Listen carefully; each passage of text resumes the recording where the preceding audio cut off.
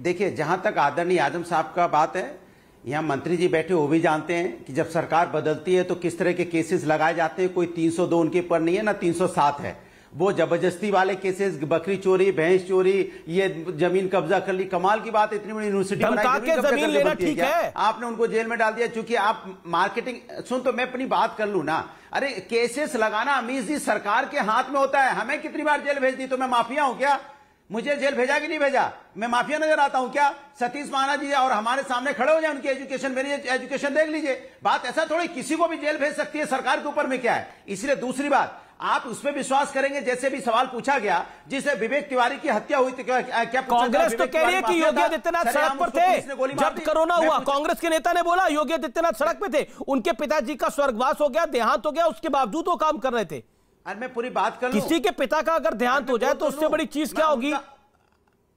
अरे मैं बात कर लूं अपनी, उत्तर प्रदेश के अंदर में कोरोना में लोगों की तड़प तड़प की मौतें हुई हैं, और ये कहते हैं कि ऑस्ट्रेलिया के सांसद ने तारीफ की। महाना जी, आपके विधायक, आपके सांसद धरना दे रहे थे, कह रहे थे कि यहाँ ऑक्सीजन नहीं, लोगों की मौतें हो रही हैं। ऑस्ट्रेलिया वाला जानेगा सीतापुर कहाँ है, या बाराबंकी कहाँ है, या लखीमपुर कहाँ है, जौनपुर, आजमगढ़, मऊ कहाँ पे है?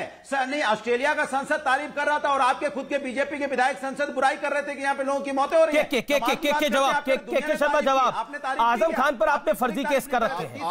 मैं बात पूरी कर लूं, सतीश जी, मैं आपका रुख करूंगा। पहले के जी, आजम खान पर आपने फर्जी केस कर रखे हैं। जवाब नहीं, अपनी बात पूरी नहीं हुई अमीर जी। नहीं, ऐसा है 5 सेकंड। अच्छा, ले लीजिए अनुराग को 5 सेकंड दे दीजिए। के मेरा निवेदन है, अनुराग को 10 सेकंड दे दीजिए। 5 सेकंड ले रख लीजिए। और बताइए, आपने देखा कभी ऐसी सरकार देखी जो लाशें छिपाने के लिए कफन चोरी कर रही हो? ये कफन चोर है, ये इनकी मानसिकता कैसी होगी जो लाशों को छिपाने के लिए कफन चोरी कर रहे थे? ठीक है, जवाब ले लेते हैं। बोला है जिन्होंने पूरे नहीं किए वादे। ओके, के जी जवाब। Okay sir, you made your point sir. इरादे ने कैसे? अनुराग जी, आपने अपनी बात को रखा, वाणी को विराम दीजिए। मेरा निवेदन स्वीकार करिए, बोलिए। के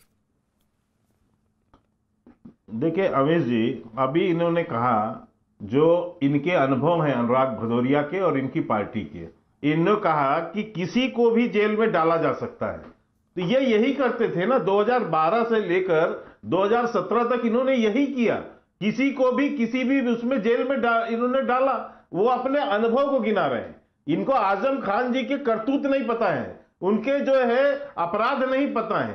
जेल में, न्यायालय में बाकायदा सब चीज का संज्ञान हो रहा है, और इसीलिए, और ये जेल में डालने की ताकत रखते थे, छुड़ाने की भी ताकत रखते थे, क्योंकि इन्होंने इसी अयोध्या के ऊपर जो आतंकी घटना हुआ अयोध्या में, उसके जो आतंकवादी थे उसको छुड़ाने के लिए ये कोर्ट तक गए, और बाद में कोर्ट से इनको फिर झिड़क मिली, तब ये वापस हुए। एक नहीं, कई आतंकवादी घटनाओं के लिए। लेकिन ये तो कह रहे हैं आतंक का माहौल है उत्तर प्रदेश के अंदर।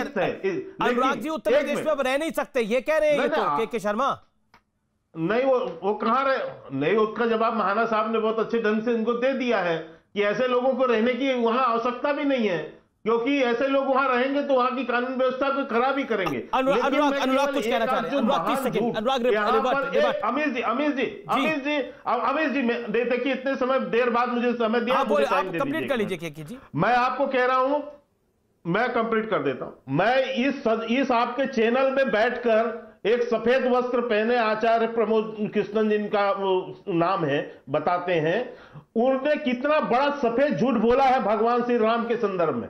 इनके 2007 में अंबिका सोनी जो इनकी संस्कृति मंत्री होती थी, उनके माध्यम से राम सेतु के मसले पर इनके यहां से हलफनामा सुप्रीम कोर्ट में दायर किया गया कि भगवान राम का कोई अस्तित्व नहीं है, और आज यहां पर सफेद झूठ बोल रहे हैं बैठ के कि जो है हमने ऐसा कुछ नहीं किया। यह बात क्यों नहीं समझाया उस समय आपने सोनिया गांधी और राहुल गांधी और अंबिका सोनी को? तो इस तरह का बैठकर झूठ बोलना, यही नहीं, आपने हिंदू आतंकवाद जैसा शब्द गढ़ा कि आप हिंदुओं को बदनाम कर सकें। आपने केवल यही नहीं किया, आपने देवी देवताओं के अपमान में कोई कसर नहीं छोड़ी। आपके पूरे कांग्रेसियों ने मिलकर हर जगह गणेश वंदना हो, भारत माता का चित्र लगाना हो, वारिस कुछ कहना चाह रहे, वारिस कोई तिलक लगा ले, हर को सांप्रदायिक कुछ कहना चाह रहे, कांग्रेसियों का आज इनको समझ में आया। मैं बोलना चाह रहा हूँ बगैर हिंदू उसके सम्मान के ये भी आगे नहीं बढ़ सकते। मैं आचार्य आपको मौका दूंगा, लेकिन वारिस पठान कुछ ऐड करना चाह रहे हैं। वारिस पठान, आप रामलला की तस्वीर पे उत्तेजित हो रहे हैं। आप तो मुसलमान सीएम की बात कर रहे हैं, आप कह रहे हैं कि इंशाअल्लाह इस बार बीजेपी की सरकार नहीं आने देंगे उत्तर प्रदेश के अंदर। मैं उत्तेजित हो रहा हूं इस बात पे लेके कि अमीश देवगन जी आप सबको बोलने का मौका दे रहे हैं, आपका भी अधिकार और जब मैंने बोलना शुरू किया तो आप बीच में टपक पड़े, बोलिए सतीश जी बीच में टपक पड़े। मेरा कार्यक्रम है, तो इस कार्यक्रम में रहूंगा। मिनिस्टर है, ये संविधान की शपथ लेकर मिनिस्टर बने, लेकिन इन्होंने 1 घंटे से आपके चैनल पे बैठकर सिर्फ और सिर्फ सफेद झूठ बोला है और कुछ नहीं किया है। इनको जाके उन तमाम लोगों से माफी मांगनी चाहिए सबसे पहले, जिन्होंने अपने परिवारजनों को खोया ये कोरोना काल के अंदर। अब बात नंबर 2, आचार्य जी की मैं बड़ी इज्जत करता था, आज आचार्य जी ने कहा उनके दिल की बात आई गई जुबान के ऊपर दुनिया के सामने कि वारिस और आचार्य जी को स्टार्टिंग से ताला खोलने से लेकर एंड तक, शिलान्यास तक कांग्रेस उसमें शामिल रही। तो आचार्य जी क्यों मुसलमानों को बेवकूफ बनाए जा रहे हो इतने सालों से सेक्युलरिज्म के नाम पर? उनके साथ जाते हो, टोपी पहन के ईद बना लेते हो और बाद में इस तरह की आप करते हो। आज आपने कह दिया सब पब्लिक के सामने, अच्छी बात है, पब्लिक जनता जनार्दन है, सबको पता चलना भी चाहिए कि कांग्रेस का असली रूप क्या है। इसलिए मैं तो अमीश भाई हमेशा बोलता हूं, ये कांग्रेस और भाजपा एक ही सिक्के के 2 पहलू है, और आपके डिबेट के ऊपर आज क्लियर भी हो गया। मैं ये नहीं बोला आचार्य जी की मैं इज्जत करता हूं, लेकिन उन्होंने बोल दिया सब बात जो बोलना था। बिल्कुल देश का, यूपी का, माइनॉरिटी, मुसलमान सबने सुना, सबने देखा क्या हो रहा है। अब बात नंबर 3 जो विकास की बात हो रही है, मुझे बताइए। आचार्य जी उस पर बोलना चाहते हैं, वारिस क्योंकि आपने कांग्रेस को बोला विकास। आचार्य जी साल में यूपी में, आचार्य जी वारिस पठान ने बोला कांग्रेस जहां मौका मिलता है वहां टोपी डाल लेती है, जहां मौका मिलता है वो बोलती है राम मंदिर का ताला मैंने खुलवाया। जवाब आचार्य जी, वारिस को जवाब। मैं ये तो बोल रहा हूं, मैं यही तो बोल रहा हूं आचार्य जी को। जी बिल्कुल, आपका तो सवाल है उसी का जवाब। आचार्य जी 40 सेकंड दें वारिस पठान आगे। से लेकर लास्ट का शिलान्यास तक हमने कर दिया। अरे बोलने तो दो, आप सब कुछ तो आपने कर ही दिया आचार्य जी। अभी जरा जब यूपी में जाकर बोल भी दीजिए कि राम मंदिर आपने निर्माण किया है। अरे बोलने तो दो, कांग्रेस ने बनाया है, बोल दीजिए एक बार। वहां तो नसीबुद्दीन सिद्दीकी कह रहे हैं, वहां तो इमरान प्रतापगढ़ी को आपने बना रखा है। नसीबुद्दीन सिद्दीकी कह रहे हैं कि अगर मुसलमान हमारे साथ आ जाएंगे बीजेपी 2 पे खिसक जाएगी। बोलने तो दो, अगर आप लोग बोलोगे तो मैं जवाब कैसे दूंगा? हाँ बोलिए आचार्य जी, बोलिए। देखिए वारिस पहले तो मैं के शर्मा जी की बात का जवाब देना चाहता हूं। मैं के शर्मा जी को चुनौती देता हूं राष्ट्रीय चैनल पर।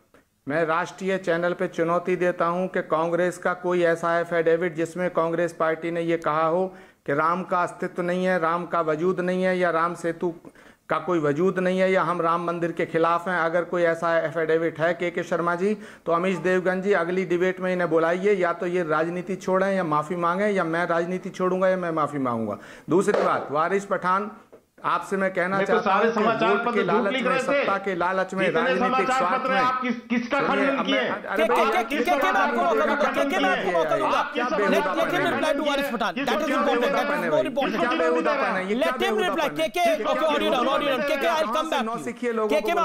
कहां से पकड़ लाते हो इन नमूनों को भाई? नहीं देखिए, शब्दों की मर्यादा रखिए आचार्य जी, अपनी बात को। बेवकूफ बदतमीज नमूने, आप जैसे ढोंगियों, आप जैसे ढोंगी लोग जो आते हैं ना, ये ढोंगी लोग आके जवाब देना बीच में क्यों बोलते हो भाई? पहले इनको कहिए अपना शब्द बीच में बोलते हो। ये जो है दाढ़ी बढ़ा के बैठ के यहाँ पर ना, ये तुम्हारे संस्कार। मुझे लगता है कि